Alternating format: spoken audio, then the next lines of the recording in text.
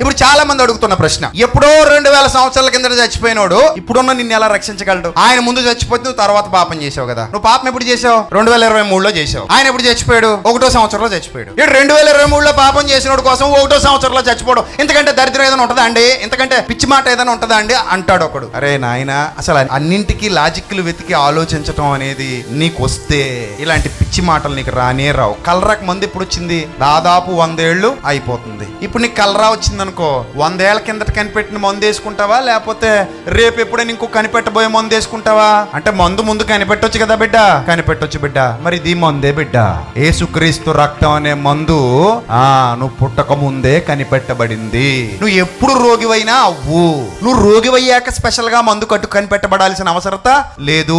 నువ్వు రోగివి కాకమునుపే నీ కోసం మందు సిద్ధం చేసి ఉంచాడు. That is the power of Lord Jesus Christ blood. Yesu ప్రభు యొక్క రక్తం అది.